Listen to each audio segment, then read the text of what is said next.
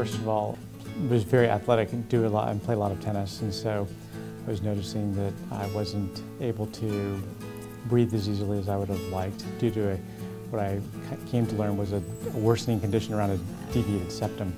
I found that I was snoring a lot also, and I was having difficulty sleeping consistently or evenly through the course of the night. Probably the most common single problem that I see is people who cannot breathe through their nose for one reason or the other. Either both sides or just one side. People have a lot of capacity to live with that for years and years, but usually it eventually gets to them and starts causing them problems. In that first consultation, Dr. Wyatt confirmed that in fact the septum was deviated, but he was clear on what was wrong and what the symptoms were that were getting kind of caused by this deviated septum, and then how to solve it. But what this illustrates very nicely is the septum is bent. It bends over here, almost touching here. There's very little space to breathe on this side. Much more space here, although it's partially filled in by this enlarged turbinate.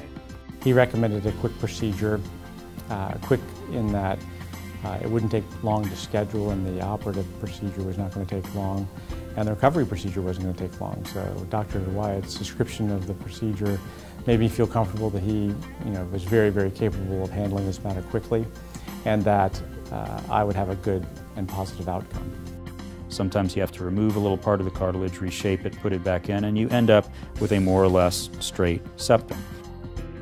I was able to get him to a point where he can breathe dramatically better through his nose, and it's really changed his life. He's a great example of someone who had just gotten used to the fact that he couldn't breathe through his nose, and he didn't realize all he was missing, I guess you could say, by not being able to breathe through his nose.